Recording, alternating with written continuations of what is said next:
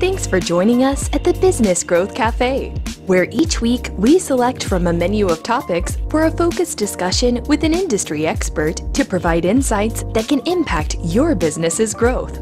With your host, Angelo Ponzi. I'm Angelo Ponzi, your host here at the Business Growth Cafe, and I want to thank you for joining us for this very special podcast that we're going to have here. We have a lineup of guests. I'm very excited, a broad brush of people to kind of share their thoughts about going into 2021. But more importantly, we want to see why they're grateful. We want to hear about something positive in their life. Now, 2020, I've heard it over and over and over again. I can't wait until it's over. Oh my God, please, 2021. And we're all waiting for that. We're on a countdown. We probably only have a few weeks left in this year. Everybody is hurting. We know that. Due to COVID, it could be loss of income. It could be you've lost your job, isolation, disconnected from people, and frankly, you just want to find somebody that you can give a hug to. We know this. You know this. We've all experienced this. But today we're going to talk about not the hurt, but the healing. We want to talk about the power of positivity. What lies behind us, what lies in front of us, is tiny in comparison about what lies within us. And we want to bring that out today to make sure that you can be uplifted and feel and understand how you can be grateful, how you can look in this dark and find a little bit of light. And we want to explore that light. We want to make sure that we bring that to bear today. And so today is about what can we be grateful for?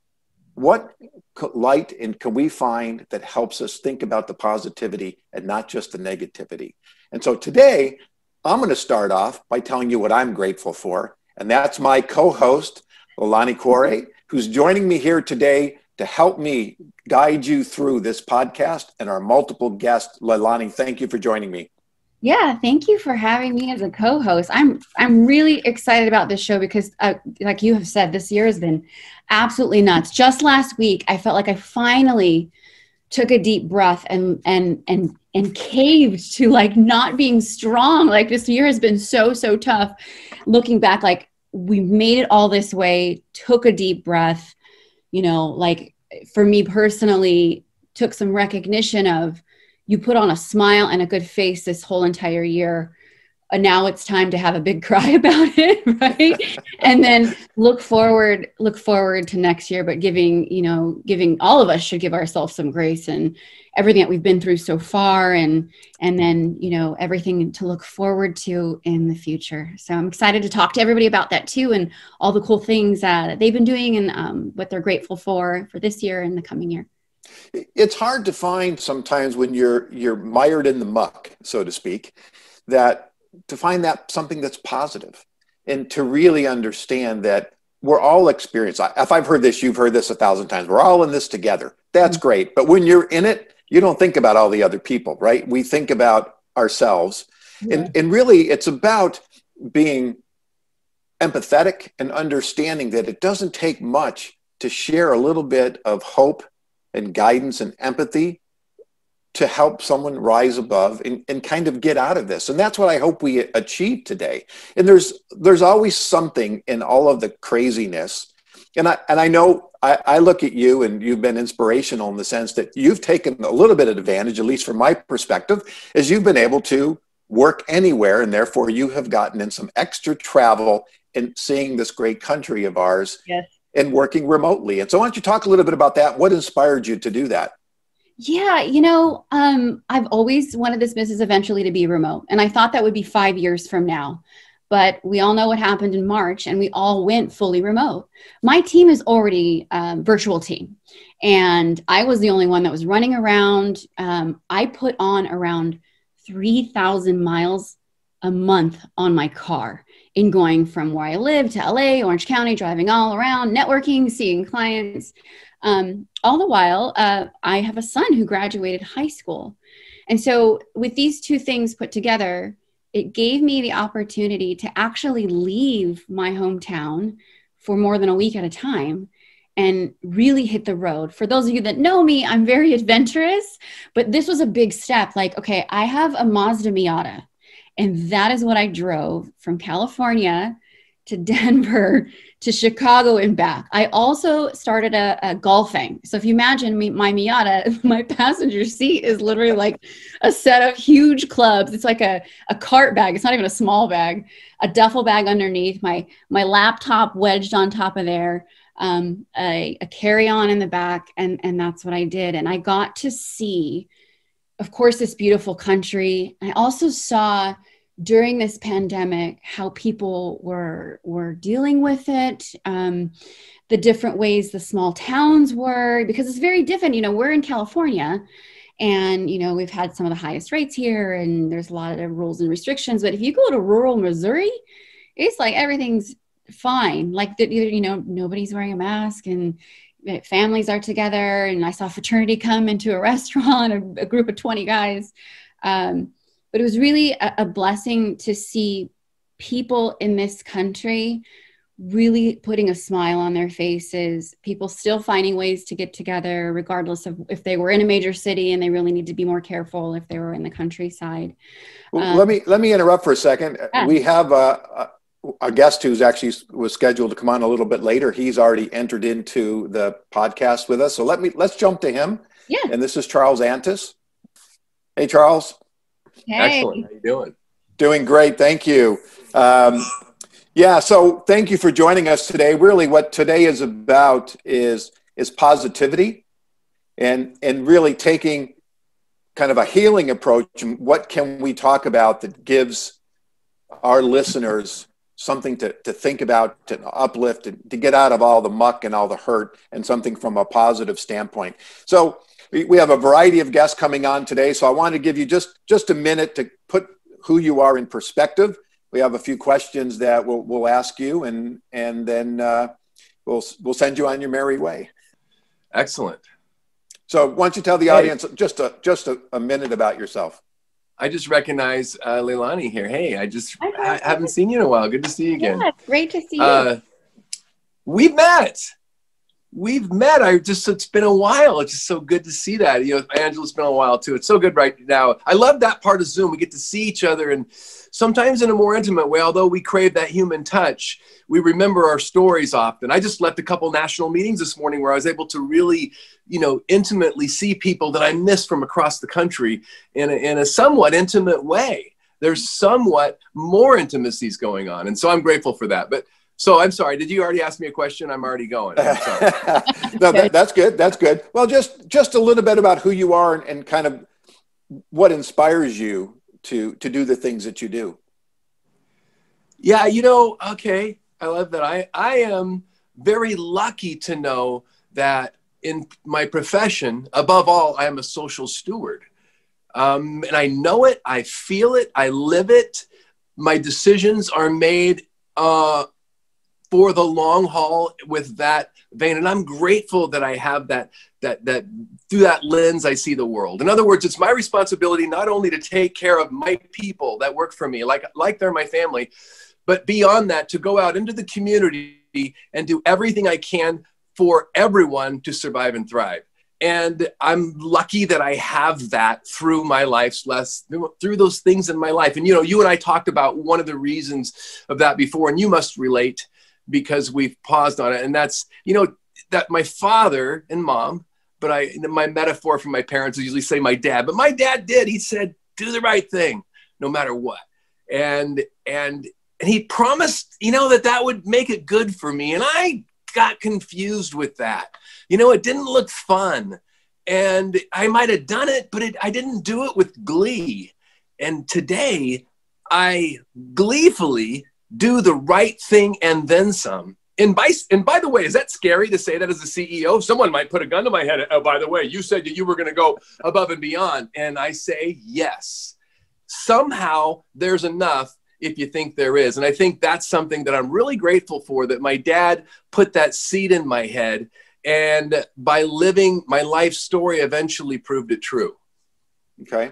And really one other question then for you is, what positive message can you share out to our audience, given everything that's gone on?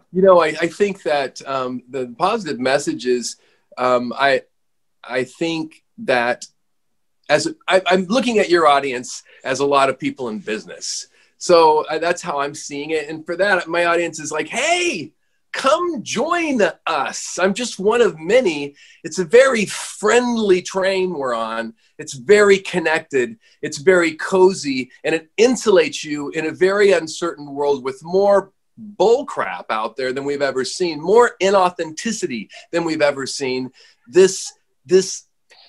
This island of toys or whatever, I'm not going to call us an island of misfit toys because that discredits us. We are those that really care, and we have a voice, and right now we can change the world. And if you join this wherever you are, you sleep better at night. And the beautiful thing about it is when I no longer really compare myself to other people like I used to without being able to help it, but I really, really do compare myself to myself.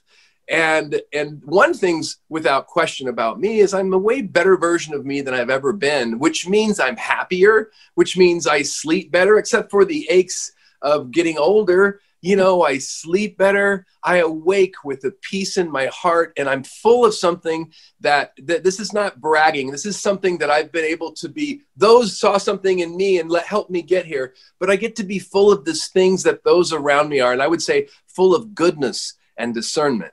And that's the people that I hang around. And if someone hangs around me and they're not full of goodness and discernment, I don't purposely push them away, but life pushes them out of that. And I get to live in this really happy place. And it's so I think that the message is there's a lot going on that's scary, yet my people at my company, and I know this because we've won awards for culture when I didn't think we deserved them. Today, we deserve them. My team is happier than they've ever been. They're more job secure than they've ever been, even with what's going on out there. And by the way, the landscape of how we're going to sell roofing over the next year isn't clear. There's some things that are unclear in our market, and yet our people are happier, and our impact is more than it's ever been. And what drives me, Angelo, is that I can leave the world better than I found it. That's so important to me.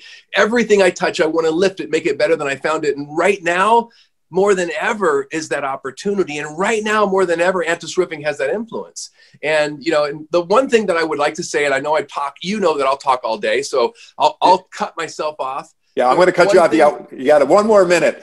I'm grateful for this right now through United Way Orange County because of Sue Parks and her vision, and because of Livy and Chris Tickner, and because of B. Bacalandro, who's building this with me. We're introducing a new class. I don't have it teed up, but it's the new imperative, corporate social responsibility. It's no longer if you do this, it's like you better do it now or you won't be relevant. And we are so excited. We're launching this March 6th. You have to be a CEO or number one or number two in a company. We are filling the first pod right now. And I'm super excited to do this because through this, we can change more of Orange County. And the eyes are on Orange County. Through this and through United Way, we can change the world. And that's what excites me. And I get to do that a lot today, hanging out through these cool people in Orange County. Well, thank you so much. I really appreciate you coming on and sharing your thoughts and positivity with the audience. And I'm going to say thank you. And I'm going to say goodbye as our next guest is coming in. Thank you, Charles. Thanks. That was fun. Yeah, you. Bye-bye. Hey, happy Christmas. You guys, see you. Bye-bye. You too. Bye. That was awesome. Come straight. Hey. Hey. Hi, Chase. Nice to meet you, Angelo. Nice to meet you, Leilani. Yeah, nice to see you. Thank you for joining us. Of course. Yeah, totally. So I boast how cool you are. Can you tell us a little bit about you? A little bit about me. I'm an adventurer. I both go on wild adventures and I also take people on them. Always small group stuff, unique, custom, once in a lifetime kind of stuff. I spent about a decade now traveling and taking people on experiences. And it's my favorite thing to do in the world. By far, it is my drug, seeing the look on people's faces when they see the Taj Mahal for the first time, or Machu Picchu, or just have an experience that they thought they would never ever be able to see. Very cool. And then, do you want to share a little bit about the upcoming thing that you're doing? Oh yeah, I'm doing a thing. You are doing a thing. Yeah, I'm I'm attempting in just a few weeks. I'm actually attempting to break the Guinness World land speed record for volcano boarding here in Mexico. So that's where I am right now. I'll be going over 100 kilometers an hour to break the record. I've never even stepped foot on a volcano board, so this is all very like it's ridiculous. Even the concept of volcano boarding is ridiculous in itself. So I just figured I might as well do it the most just insane way. Me and my videographer are going to grab some horses and head up the volcano and see what we can do. So what is volcano board? It seems like it'd be an obvious thing you're going to board down but what's crazy about it? Imagine snowboarding, but on rocks, on volcanic, super sharp rocks. So it's definitely when you fall hard. It's also really challenging to get up to speed. So one of the biggest challenges you would think would be the fact that it's so rocky and there's giant rocks everywhere. But it's actually the fact that volcanic rock grabs your boards. You can't use normal Formica. You can, but you're going to be very slow. So in order to get up to that speed, we're customizing, going to an auto body shop and actually customizing a sandboard with stainless steel to make it go really, really, really fast. That is very, very fast. And then you hold some other records. Do you want to share with us those? Yeah, I hold some personal ones and then also some group ones. But like the last year, I did the highest altitude achieved by stock motorcycle. So I rode that up the world's highest volcano down in Chile. I have a lot of fun group ones, like the world's largest breakfast in bed and all sorts of like just silly, fun stuff that I did with a group in Portland, Oregon. Yeah, very cool. Very cool. So this has been a tough year for a lot of people, but we're talking about positivity. So what are you grateful for 2020? You're right. This has been a really, really challenging year. But as we know, like outside of that comfort zone, that's where growth is. I've definitely grown a lot. I would say probably the thing I'm most grateful for would be I actually got a brand new business partner. It has changed my business completely. It's changed my life. He's a friend now. We didn't even know each other, and we just decided to meet up in Turkey for a road trip for 6 weeks, and now we decided to go into business together. He's coming on board, so like that has shifted my reality a ton after a decade of doing this by myself. To have someone up here that I can look to and know that they got my back and know that we're both in this for the long run. It's special. And I've never, ever allowed myself to even consider allowing someone else to come on board to the business. Very it's cool. Great. Yeah. And then what are you looking forward to next year? Besides volcano boarding down a volcano in Mexico, exactly. completely and intact, right? I have to ask, are you inside the volcano or outside the volcano? Well, we're going to go outside the volcano. However, we may end up going into the crater because that's way steeper, but it's also way more dangerous. So that's like a worst case scenario. But to answer the question, Leilani, the thing that I'm most looking forward to in 2020 is actually crossing fingers, being able to start building my home in Oregon. I've been traveling. I've been nomadic for so many years. I haven't actually had a place to call home, and it's been a dream of mine to buy a little plot of land and start building my little dream home. So that's my goal for 2021. It's definitely a stretch the way the world is right now, but I really have hope. I'm very optimistic. Very cool. What kind of home is it going to be?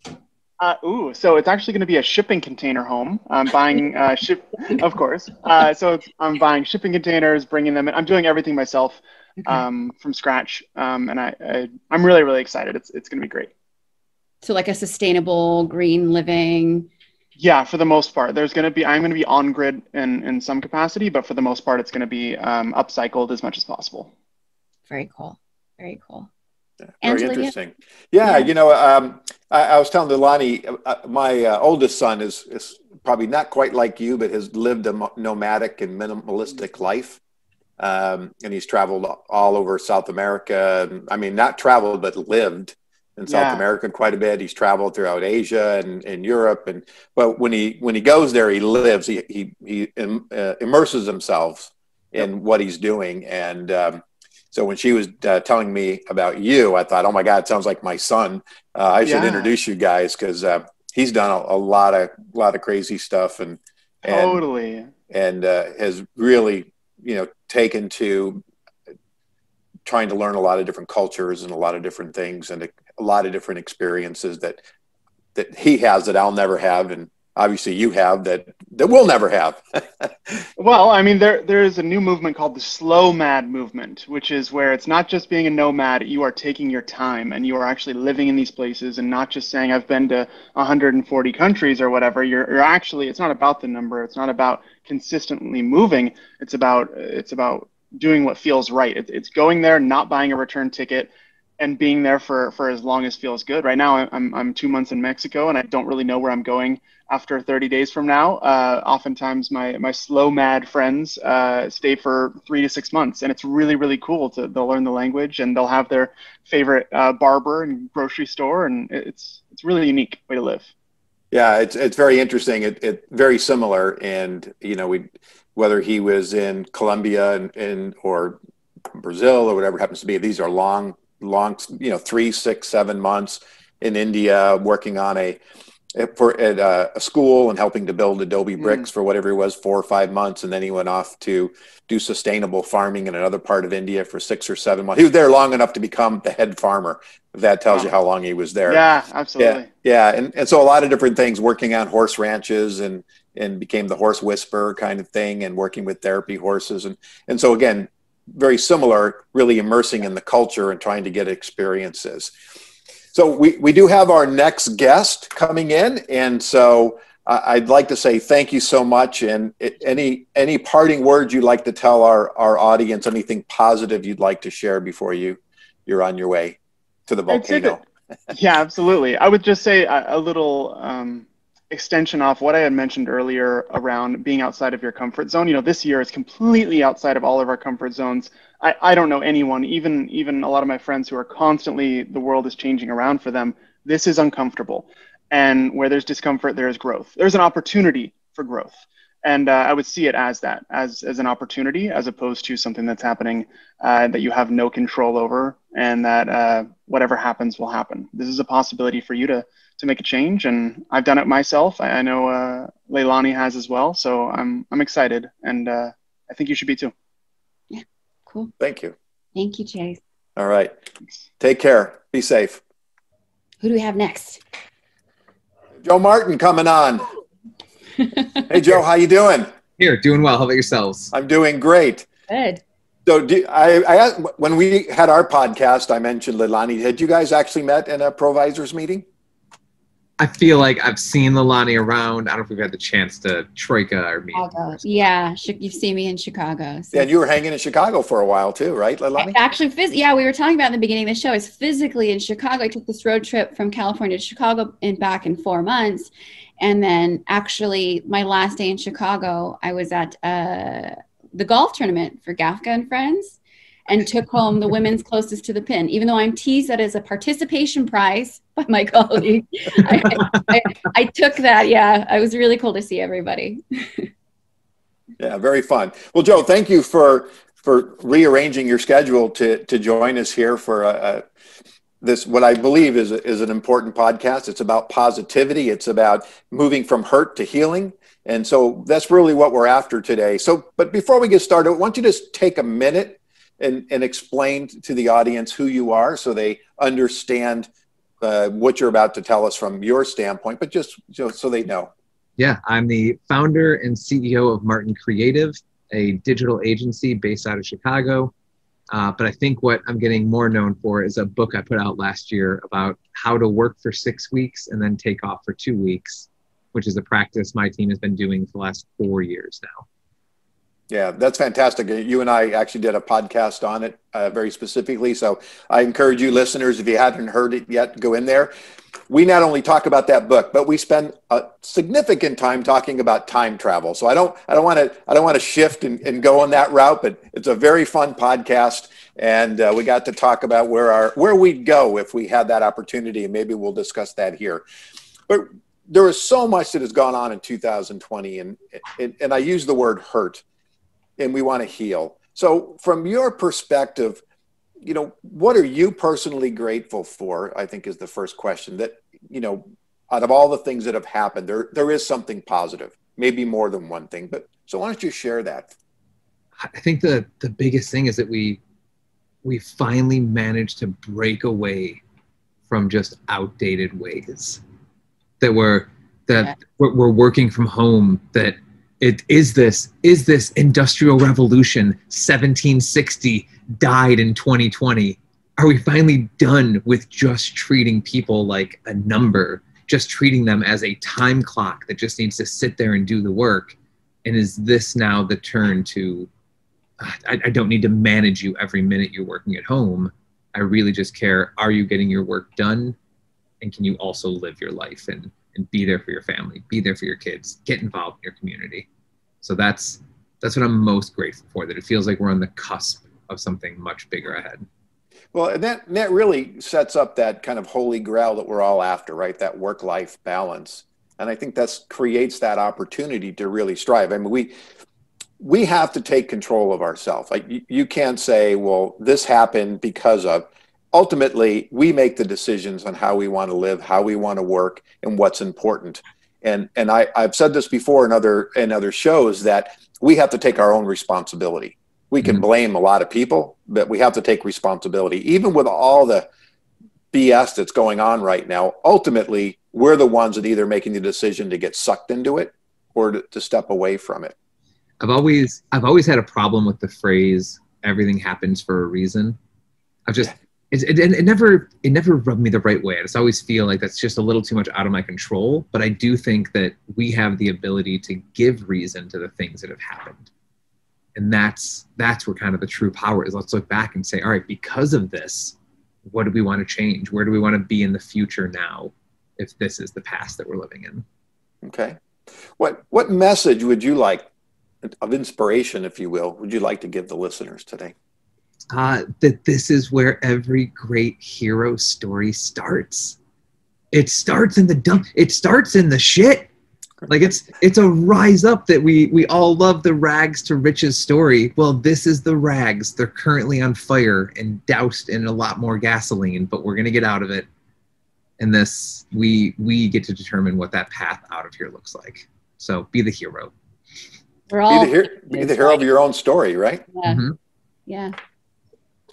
Leilani, anything you'd like to ask, Joan? No, I was just reflecting. We're all phoenixes. Is it what the imagery I got when you were talking about that? It's like, we're rising from the ashes, and it's a great standpoint to look at that, especially when people have lost so much or have been dealing emotionally with so much. It's like the positive side of that is, but look, you get to start. You get to start again, right? Mm-hmm. I mean, I will say I'm extremely blessed and fortunate just for everything I have, the family, the upbringing, the opportunities I've had in life that a lot of people don't have. So I do think that it's a lot easier for me to say, yeah, just rise up, as opposed to not being able to make your rent payments, having your restaurant completely closed down that you won't be able to open again, losing all of your employees. That I've been fortunate, and I think it's just up to more people who are fortunate to help those who are less fortunate. It reminds me of something my mom would always say. It's this too shall pass. Nothing's permanent, right? Mm-hmm. I wanted to talk about something you said at the beginning, because it lights like me up inside too. And that is how we treat our people in the workforce. You and I see completely eye to eye. I think things like disciplinary action forms are effing ridiculous. Why do we even do that to people? Like sit another adult down and put a paper in front of them and say, okay, Joe, it doesn't make any sense. So I like the shift too. We're seeing it where it's humanizing everything. And if you don't transform yourself as a leader, and you don't transform the way you treat your workforce, as we rise as phoenixes, as businesses grow, the ones that are treating people poorly will be left in the dust. People would rather work for someone who treats them like a human being with respect, someone that they care about and love, take care of them. So I love that. For too long, I feel like we've let companies get away with using the same excuse we hated as children, which is because I said so. Ew. Yes. And now it's turning more into people wanting to know why, what is their part, understanding what's happening with someone in your workforce, and not just sitting down with a disciplinary action form. Talk to them, figure it out. Yeah, exactly. And I think that's key. It's about really empowering employees. We've talked about this, and in so many times in so many podcasts, if you can build that connection and that loyalty, and they understand, I always say that everybody has a part, that it's a team effort, not an individual effort. And they understand that everybody has a responsibility. But a lot of times what is not communicated is what their effort contributes to the company. Why is that positivity, right? So understanding that if you miss your deadline or you don't do something, it's not just you just missed it. It's maybe you had a cause and effect because you missed it. 10 other people, or maybe a product wasn't delivered or a customer was unhappy. If you not understand truly what your part is, I think that really connects a person to the company and to the leadership and to, frankly, their team members, right? Because there's, how do you resolve conflicts and things like that? And so there's so much going on. I think that's so cool and interesting. And I thank you for bringing that up, Leilani, about the positivity of connection within the organizations are so important. Yeah. By the way, when you said something, my mind flashed for my high school, which I went to a Catholic high school, and I can't tell you how many times I got my knuckles wrapped with a ruler. I was thinking about like corporal punishment going on. So you're like, we're reprimanding the employees. I'm going to discipline you, and I'm like, oh no, he's lapping my wrists again. Please, Father, don't.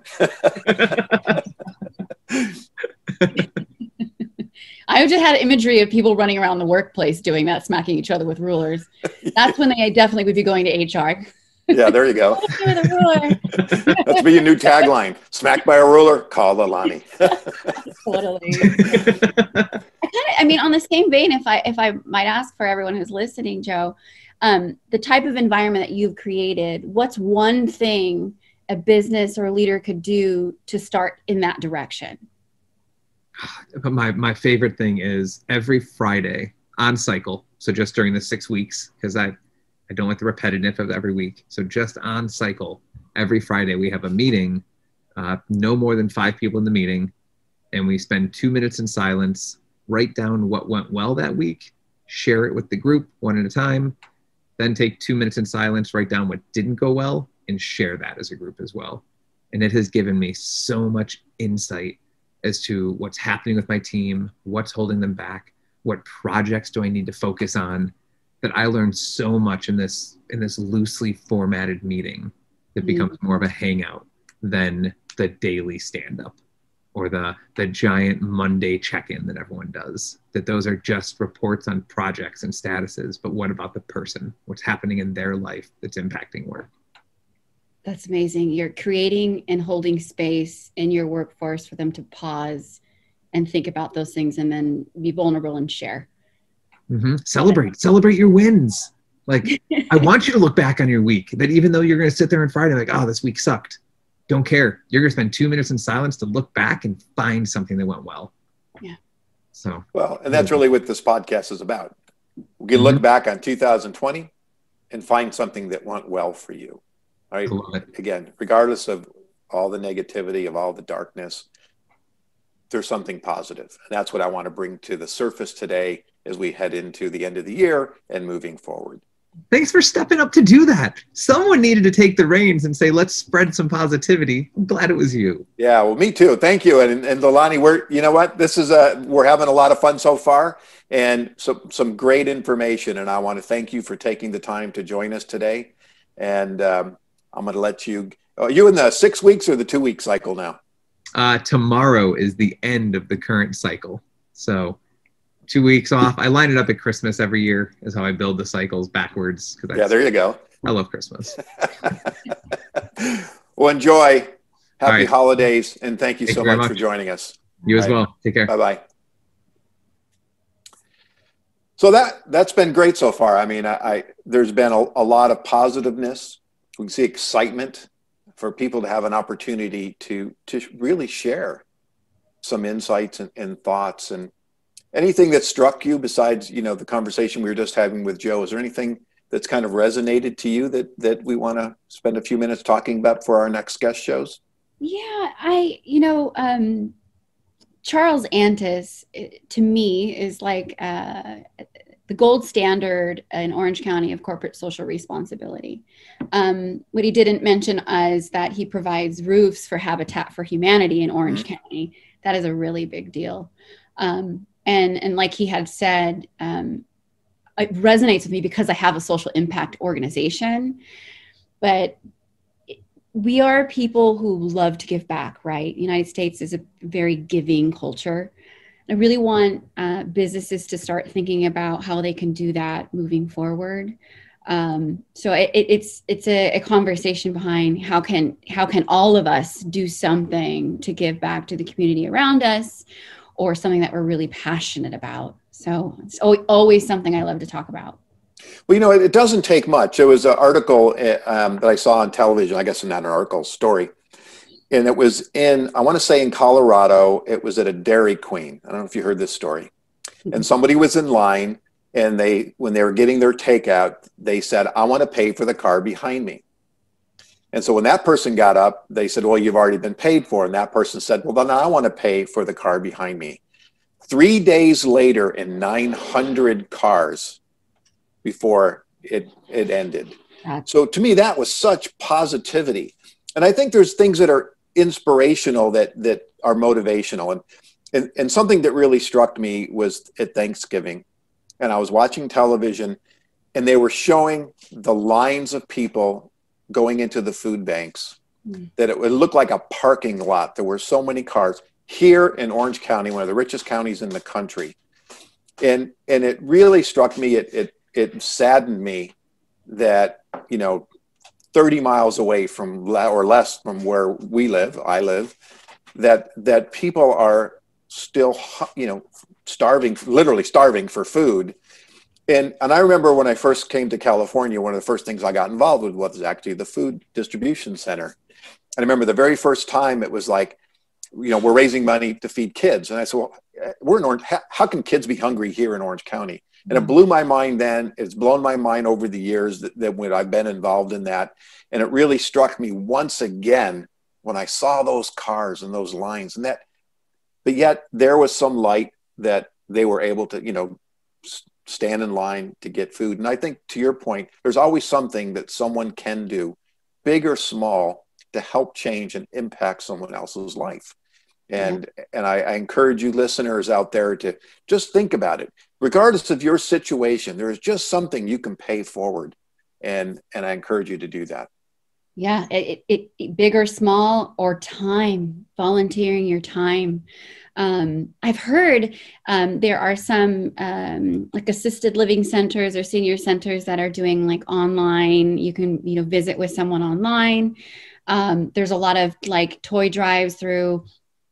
We just did one with the Children's Life Saving Foundation. It's still going now, but they're toy drives where you can buy it on Amazon, right? So it's a wish list on Amazon, and it's sent directly to them. So it keeps, like it's COVID safe.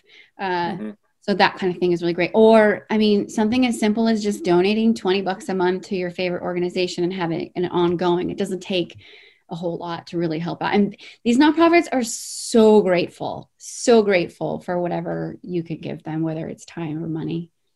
Well, that's part of your charter, and that's something you do as part of your business. Why don't you take a couple seconds and let's talk about the positive feelings that you get from being part of that and to donate.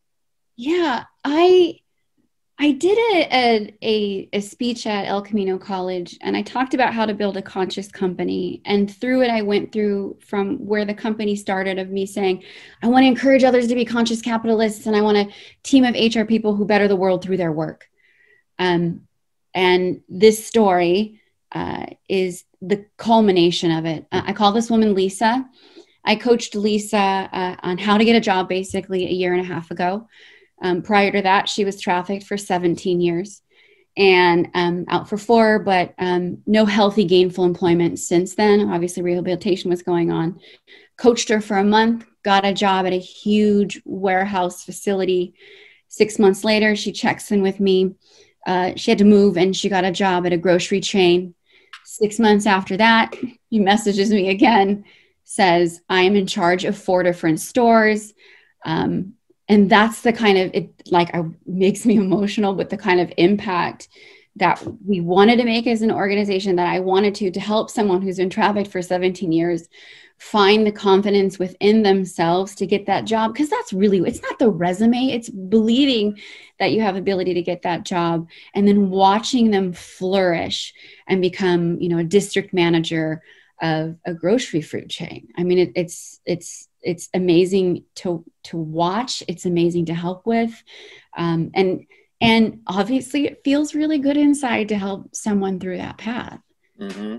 Well, like I said, that what's inside of us far outweighs, you know, what surrounds us behind us or in front of us. And so that's fantastic. I love to hear that. And I do want to thank you, actually. You have given me a couple opportunities or suggestions to have some organizations on my podcast, and one was about suicide prevention in the workplace. And again, when I dig into these stories, it always surprises me. I probably shouldn't be surprised, but I'm surprised about how much more extensive they are. And another one was on human trafficking here in Southern California. And I think I've told you this. I remember when I was interviewing the folks, the first question I asked was, because they were business people, how'd you get into this? And he told me this story, and it literally just crushed me to understand that what happens to people. And again, when we say we think about trafficking, we think about sex trafficking, but it's workplace trafficking, it's slave labor, it's all this kind of stuff, and how prevalent it is here. And just to be able to share that time with those folks, to understand what they're putting forward and how they're trying to change that culture. And really it's for everybody. There's always something, whether it's kids or it's, you know, adults, and so much we can do and give to create that positivity, regardless of what's going on. To your point, it doesn't take much, whether it's $20 a month or whether it's an hour of your time. We can all make a change in someone else's life. Yeah. Yeah. I often say, if you think, you know, you have a crazy idea that you could change the world, yes, you can. Go for it. If something you're really passionate about, whether it's eradicating trafficking, ending, you know, suicide, ending hunger, go for it. It just takes a small step to help, whether you find an organization or you yourself start something. So, all right. Well, our next guest is showing up. Let's let him into the show. Mr. Franzi, how are you, sir? I'm doing well. How are you both? We're doing great. So far it's been a podcast of positivity and enlightenment and uplifting everyone's spirit. And now we have you to take us to the next level. I'm excited about that. I appreciate the opportunity. Hi, Leilani. Yeah. Hi, Rick. How are you? Doing well. Thank you. Awesome. So, well, go for it. I was going to say, just to put things in context, I'm sorry, Leilani was actually going to do the interviewing. I stepped on her toes. Go ahead. I'm so excited I am you're here. Yeah. Hey, Rick, tell us a little bit about you. So I'm a member of the Renaissance Executive Forum's global community, 2,000 plus CEOs and executives around the world that get together for mastermind groups. We believe that involved and connected leaders are a positive force in the world. And Angelo's a member of our Orange County community. Leilani, you're an extended member of our Orange County community. And I've been doing this for 13 years. And it's great to see you both here and be on your podcast.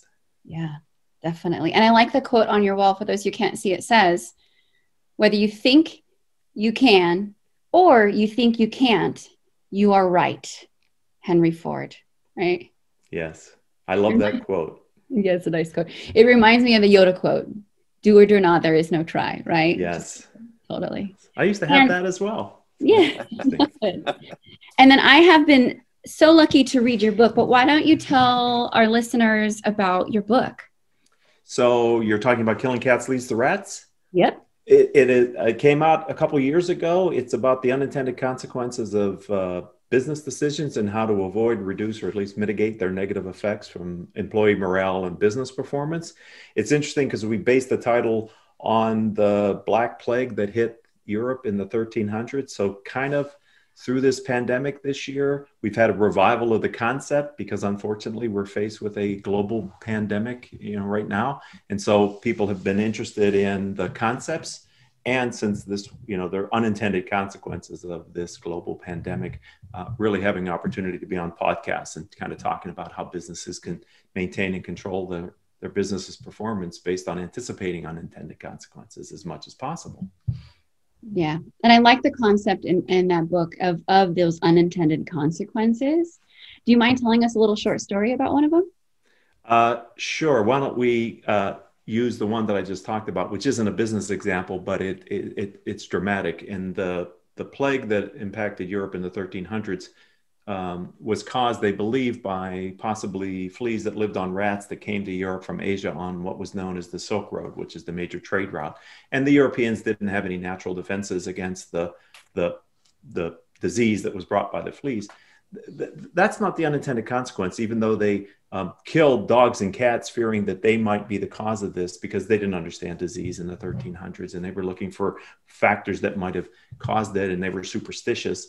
But the actual reason why we made the title of the book that, and why I see it as an unintended consequence, because you have to go 100 plus years earlier when the Pope of the Holy Roman Empire wrote what was called the Vox in Rama, which was in writing for the first time that historians can find, that the black cat embodied Satan on earth.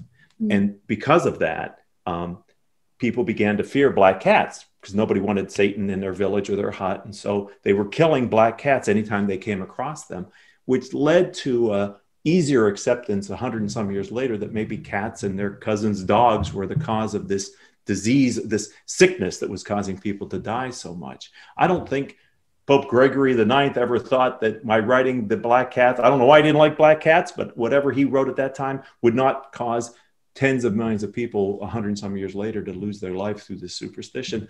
When I give my talks on this book, I'll ask in the audience, does anybody know someone who might, when they see a black cat, avoid its path or still have a little bit of a reaction to it? And people raise their hand. Here we are hundreds of years later, and this guy's bias still is impacting people's lives to date with the superstition. So that's why we chose it for the book title, and that's why it's written about in the book. And that's why I try to have people realize that your decisions that you make and the actions that you can take can have long-term downstream unintended consequences. Yeah.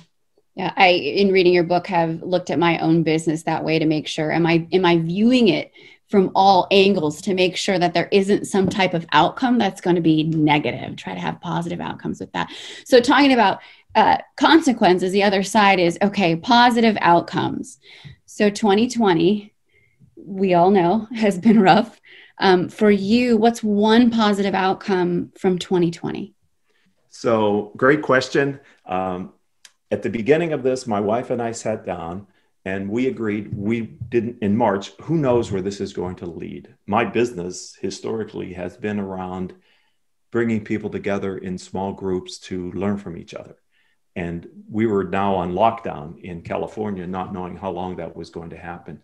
So with the unprecedented nature of what was going on, we both agreed that we would adopt a belief that everything that was going to happen to us was going to turn out all right, and that we would not stress or overly stress about it in the meantime, believing that we're lucky people, life has been good to us, we have a lot of blessings in our life, and regardless of what initially happens to us, we're going to have this belief that it's going to turn out all right, feeling that we will at least, at the very least, not suffer too much anxiety while we wait for that positive outcome to happen. And as we just reflected on it earlier this week, frankly, on the number of times when we could have reacted differently to something that happened without that attitude that, you know what, it's going to all be okay in the end. So that's one of the positives. Very quickly, I used to be a diehard Angels fan. And I was even so much of a fan of the Angels that I would watch a game that I had recorded, even though I knew the outcome. And I noticed that my body's reaction to the in-game activities was much different when I knew they were going to win in the end than when I didn't know what the outcome was going to be. I didn't mind if someone gave up a home run to the opposing team or they had an error. It's all going to be okay in the end. And so we brought that sensibility into our personal life. And I have approached that as well from a business perspective. Right, right. I like that a lot. Why didn't you tell me this like 10 months ago, damn it? I tried. Could have saved me a lot of aggravation. No, but that's a great way to have that outlook that it will be okay. I mean, I think we talked a little bit earlier with another guest. It's about controlling our own destiny. We are responsible for ourselves. We control the outcome. We control the decisions that we make, regardless of what are the external pressures. It's that, do we go left? Do we go right? Do we go forward? We make that decision. And I think you made that very strong and powerful decision to think about outside external things that are going on and not to let that impact you as you went forward. So yeah, I love that. I love that a lot. It reminds me of something that I've actually used something similar during this time. And it's everything's going to be okay. And even if it's not okay, it's okay. Right. It's okay. Like I sometimes think about like, what's the worst case scenario? Right. And a lot of time, even in HR, it's like morbid. I'm like, well, the worst case is that you die. So if you're alive, everything's fine. You're going to be okay. And then the other thing that kind of hits with that is the idea, and this is another practice that I had during this time is what you're worried about, was what you're anxious about actually happening to you right now. Now, I started that with the toilet paper crisis, right? Everybody's buying all this toilet paper, like, oh, what, like, am I not gonna be able to get toilet paper in a month? I wasn't gonna run out and buy it. And I thought, okay, Leilani, is it the thing actually, are you at home and there's no toilet paper anywhere and no one will give you any and you're stuck in it? So it's try to like, make sure, bring it back to the present and say to myself, everything's will be okay. It's gonna be okay. Right. Yeah, totally. So what about 2021? What are you looking forward to? Well, I think 2021 has all the makings of being the beginning of a great run, not just for the US, but in the global setting. This has truly been a global experience in 2020. And we're reminded that we all truly are interconnected, even though we may not think that way. This global pandemic, I think, hopefully has demonstrated how quickly we could all be impacted by each other's actions and activities. And one of the things that we're working on here is, in my business, is studying the Roaring '20s. The Spanish flu ended in 1920. World War I ended around 1918. And I don't know, we get an image when I say the Roaring '20s, you probably think of the flapper and, the party atmosphere. And if you start to peel back the onion, you realize there were some really dramatic changes, not only in the US, but around the world, people moving from the agricultural world to the cities, things that really define kind of modern day life and really spurred economic growth. The rise of democracies, liberal democracies. The 1920s, while they beget the Great Depression in the US, we've learned our lessons about that. And we have a different economic system now in this country and around the world for the most part than we did in 1920. We know much more now than we knew then about how to control kind of the factors that led to a lot of the Great Depression. So I would encourage people that listen to your show to do a little bit of reflection, even if it's on Wikipedia, about the Roaring '20s, to appreciate how the world responded to what they had just gone through and redesigned a better place in many ways for people. And I think we have the exact same opportunity in 2021 for the next 10 years. History doesn't repeat itself, but it leaves vibrations that you can pick up on. I think we have an opportunity to replicate the great success of the 1920s in the 2020s in our own way, because I do think what we've just been through has fundamentally changed a lot of what we were used to doing. Not going to do it anymore and going to do it differently. So let's ride that wave as entrepreneurs and business people. That's great news. I love that. We actually guessed before, we had a little bit about time travel. So we're going to suggest you time travel back to the 20s. Rick, I want to thank you for joining us. This has been great. I appreciate you taking time out of your busy schedule to share a little bit about why you're grateful and about inspiration for the future. Thank you. Happy Hanukkah. Merry Christmas. Yes. See you all in the new year. All right. Take care. Thank you so much. Bye. Bye. That was so encouraging. Yeah, absolutely. Absolutely. Hey, Wei. What's happening? How are you? I'm good.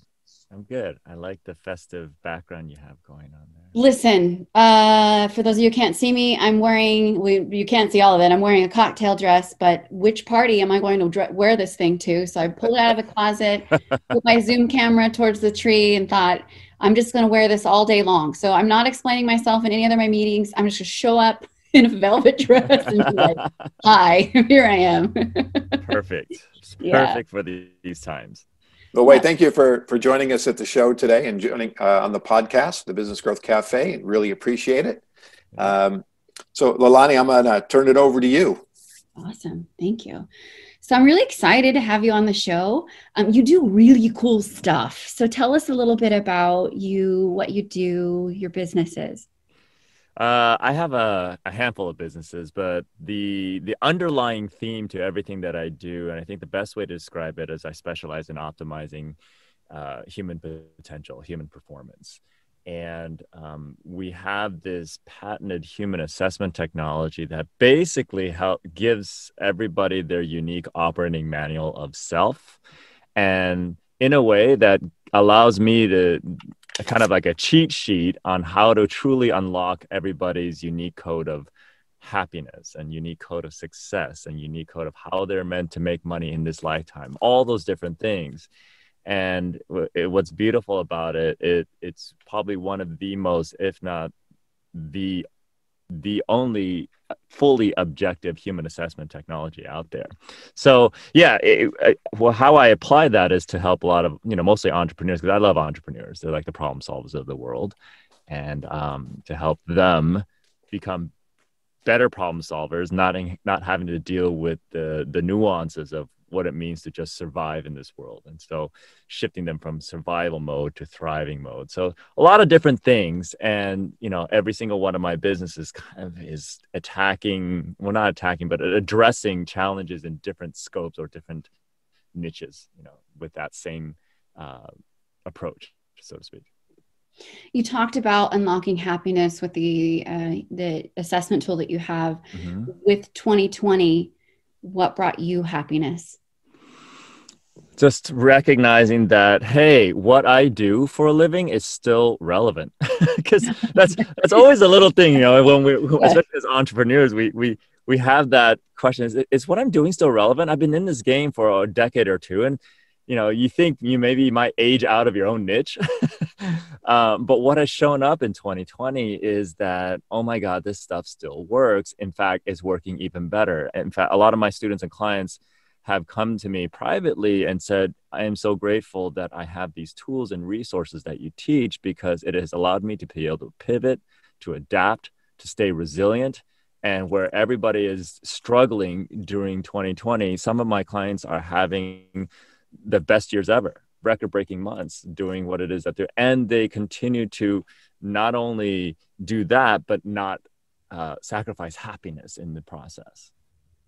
Right. That's awesome that you have people that are thriving. And I see it too, right? Mm-hmm. There has been on one side a lot of talk of like, yes, businesses are closing, yes, they're struggling. But on the other, I also get the opportunity to see businesses thriving and doing really well and growing, Mm-hmm. and that it brings happiness. So it's cool that you experience that too with your clients. That it's not all doom and gloom, right? Right, exactly. And and the reality is, the doom and gloom that humanity sees is really very much a human thing. For a period of time, I live right by the ocean. So what was cool was when there was the first shutdown that happened in California, not the current one, the first shutdown in California. After a while, we were seeing coyotes and deer coming out of the hills to wander the beach. The ocean started to stink again, which is the smell of life. Dolphins were coming out of nowhere like that. We weren't seeing, but we're seeing dolphins every single day. What we see as doom and gloom, the rest of the planet was saying, oh my God, this is fantastic. What's going on in the world? This is great. And so it helped put a lot of things in perspective to really appreciate, to figure out what it is that I want to be grateful for. I want to be appreciative of of all the different things that are around me that are not man-made, you know, helping us kind of realign how do we become better stewards of the planet as human beings instead of, you know, consumers of the planet, if you will. Mm-hmm. I think that's really what you just said is important, because so many times we get consumed with all the other stuff, but there really is being aware of our surroundings. You said something. I live in an area where there's been a lot of deer over the years, and they just disappeared. And about 3 weeks ago, I saw 2 deer running again. So I thought that was really interesting what you said. And so just being aware of, you know, nature and life, and it isn't always about that day to day. I got to get up, I got to get to work, you know, my business is growing, it's not growing. You know, we were talking earlier about this, you know, the angst of people all around, yet there's still so much beauty. And that's what we've talked about in this whole podcast, about the positivity, about the light that exists in the world. And we got to make sure that we don't put blinders on, and we still take that opportunity to see it. Yeah, no, I absolutely agree. I think what happened is this year has been a very humbling experience for humanity as a whole. We have gone ourselves to a point where we feel like we're the apex creature of the entire planet, and then all of a sudden Mother Nature steps in and goes, nope, not quite yet. And I think those that have embraced that have been able to really kind of taken that opportunity to say, okay, how can I be more conscious with my work as an entrepreneur? How can I be, and you know, be more conscious in my contribution to what we see as old school capitalism? And I've been telling all my people that, you know, what we hopefully can see here is an evolution that coming out of this experience that we've had this past year with the pandemic is to maybe shift away from traditional capitalism and be more about conscious capitalism. You know, the things that where you are always taking in consideration what is your contribution to the footprint on the world and the world that you live in, your home, versus just constantly just consuming without even caring for your impact or the ripple effect of what you do. So 2021, Wei, any positive messages for all the listeners? Well, it's really easy. If I just take a look at my clients and my students and what they've done, I mean, I'm so proud of them. And just, you know, the other people in my life that have done really well is to look at everything as an opportunity to grow or evolve closer to what you want. I mean, you have a choice. Everything that is presented in front of you, I don't care what it is, because the pandemic and economic downturn, the political landscape, this is just a metaphor for you in life. You can use it as a reason to stay stuck with what you don't want, or you can seek the opportunity that lies within every experience to grow and evolve closer to what you want.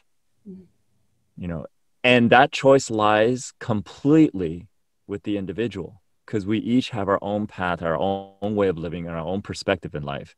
I often say one of the saddest things about when someone passes away is not just their corporeal, like passing of their physical body, but an entire world passes with them, because no two human beings will experience and live and perceive the world in exactly the same way. And so if there's one thing that you get to own your perspective, own the world that you live in, because nobody sees it the same, nobody experiences it the way, and then take every experience as an opportunity to grow and evolve closer to what you want, especially if you are not clear with what you want, maybe now's the time to get clear about that. Well, Wade, thank you so much for joining us today. That was very inspirational, and I'm sure the listeners are going to definitely benefit. This has been a great conversation. We've not met before, and I want to thank Leilani for bringing you on. It's great to meet you, and I look forward to connecting with you and sharing this. Well, again, just some great messages and positivity, and that's what we're trying to share today. Great. Thank you so much for joining us. Thank you so much for having me. All righty. All right. Bye-bye. Bye. And our next guest is Dawn Reese, who's going to be joining us shortly. I push the button, and there she is. Hi, Dawn. Can you hear me yet? You're muted. There you go. I know. Hi, Angelo. Good Hi, to see how you. are you? I want to introduce my co-host, Leilani Quiray, who's joining me today for this Grateful Podcast is what we're calling it. So thank you, first of all, for taking time out of your schedule to join us for a few minutes and help bring kind of light into the dark and help people who listen to this podcast start on the healing path. But I think first, I'd like to just take a minute or so just to explain who you are and what you do, because what you do is really, in itself, it delivers such positivity in the world, and I want to share that right off the bat. Well, thank you, Angelo, and nice to meet you, Leilani. Thank you, and again for being back on the show too. I appreciate that. So my name is Dawn Reese. I'm the Chief Executive Officer of the Wooden Floor, and the Wooden Floor is a creative youth development organization here in Santa Ana, California, and we provide the opportunity to transform young people in low-income communities through the power of dance and access to higher education. We serve over 475 children in Santa Ana through 2 locations, and we're scaling our model nationally. Our first licensed partner now is in Washington, D.C. We use the transformative power of a somatics-based approach to modern dance that we combine with academics, college and career readiness, and social services. And since 2009, 100% of our children have graduated on time from high school and immediately have enrolled in higher education. So we're super proud of that. And today we have over 140 children in colleges and universities around the country. And over 54% of them are graduating with a bachelor's or master's degree.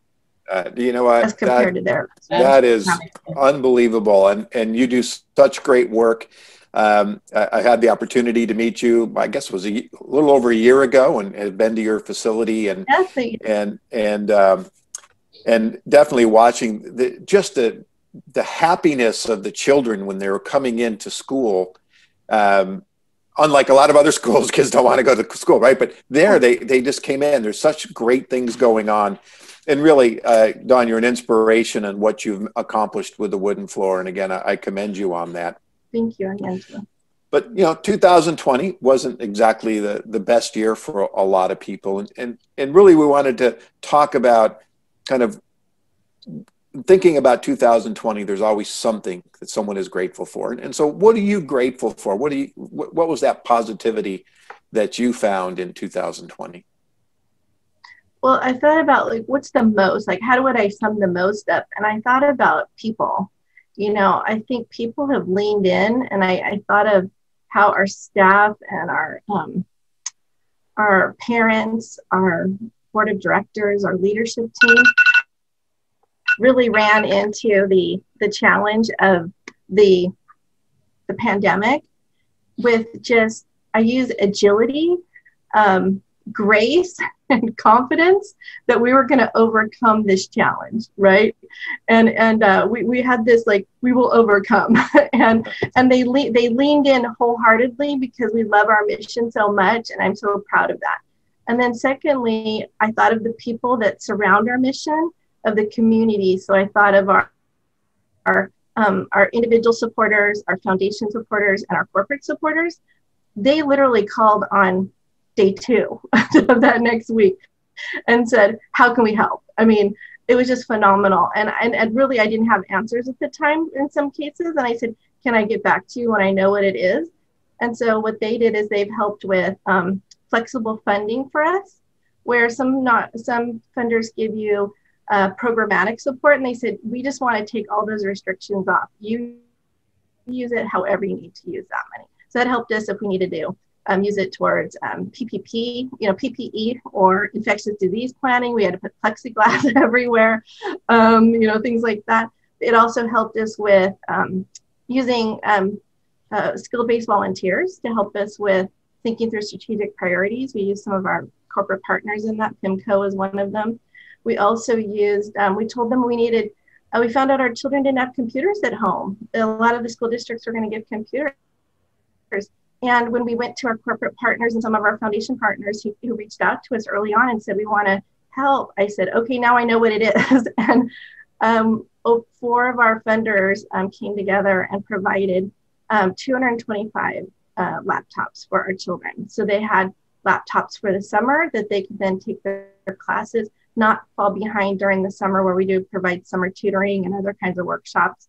And then lastly, I just think the support that they've provided over this year has just been really phenomenal. And then lastly, in March, I formed, which is called now the OC Nonprofit CEO Forum.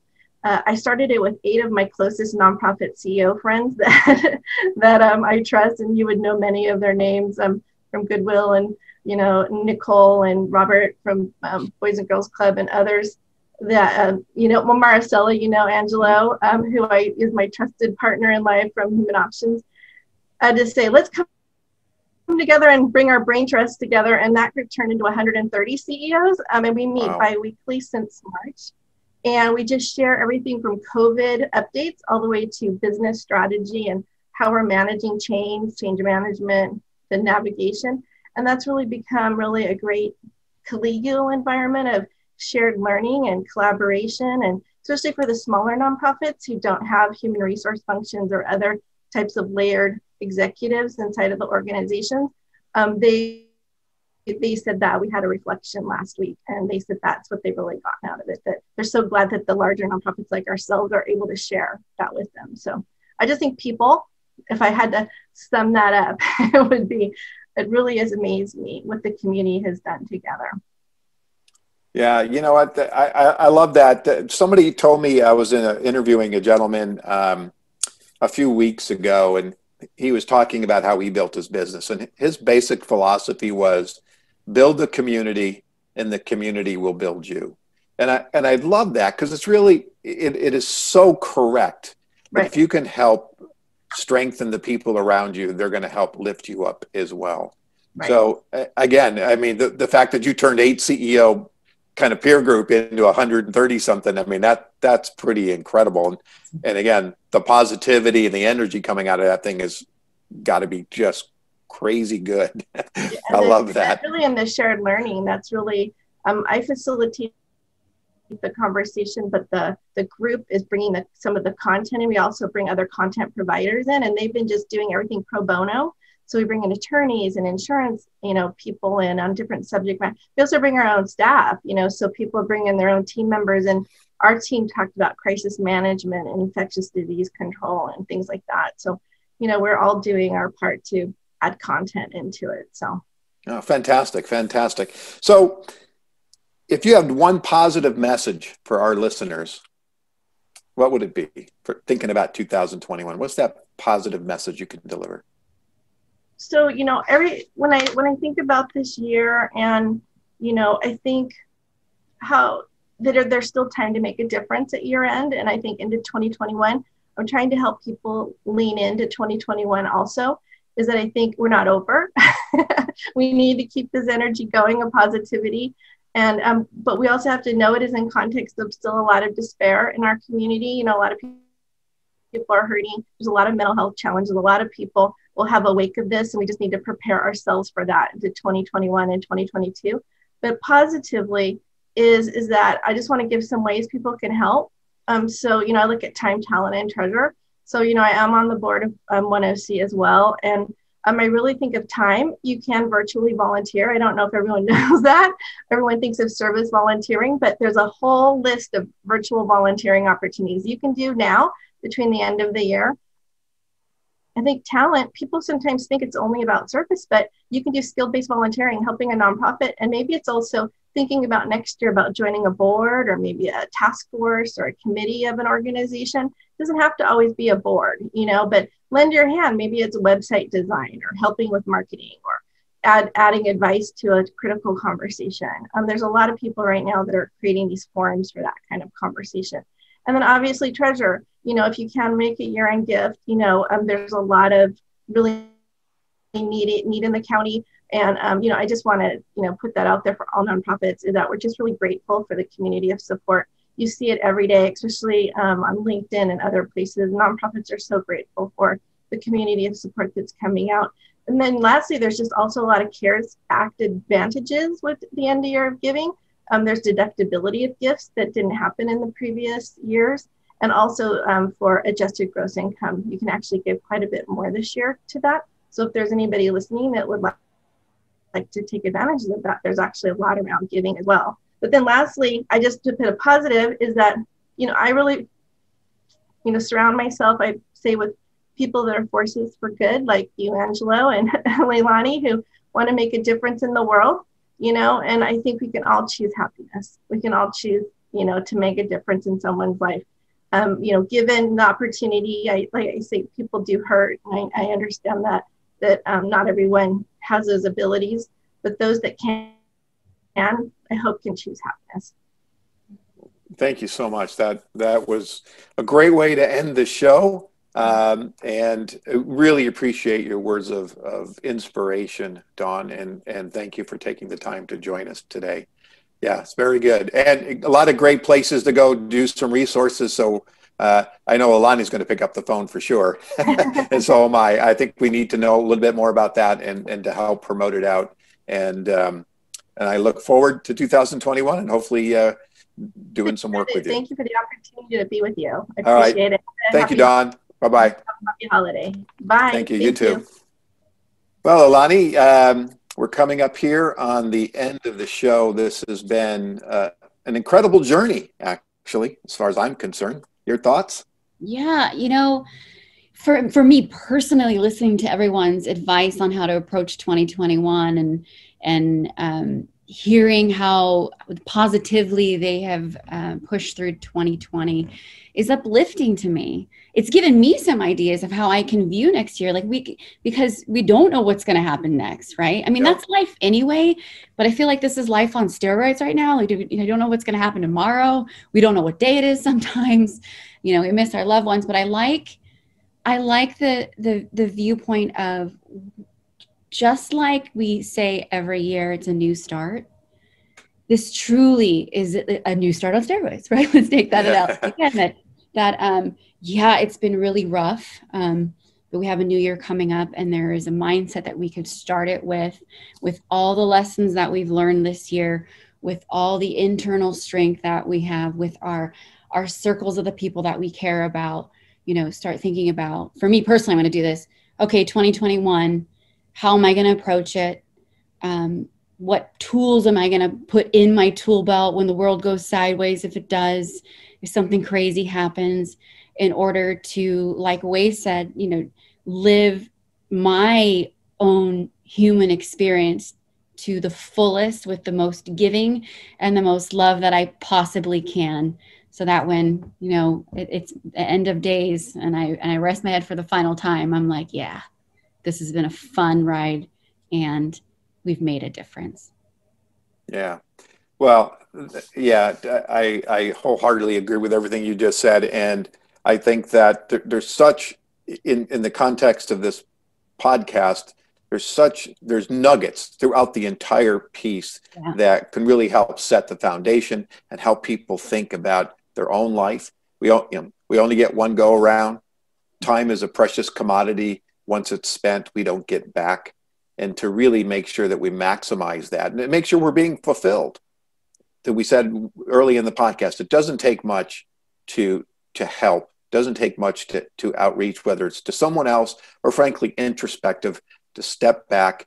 And I like what Rick Franzi said is, regardless of what happens, he and his wife had decided they're just not going to let that shake who they are as individuals, and understand that it will change and that they're going to weather the storm. And I think those are, again, great words I really enjoyed hearing.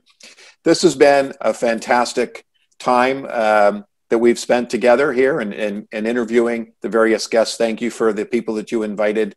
I got to learn from them. Hopefully you got to learn from the folks that I did. Very big cross section from a lot of different folks. And so I want to say to my listeners, thank you for listening to this podcast. I hope you got out of it what we intended, is to help uplift you, to give you some inspiration and thoughts about the future.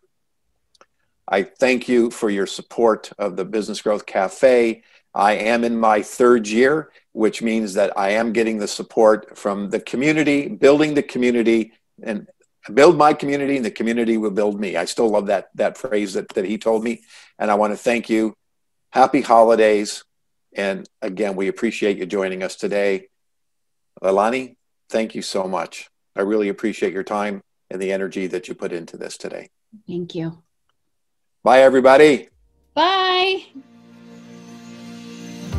Thank you for listening to today's discussion at the Business Growth Cafe with your host, Angelo Ponzi.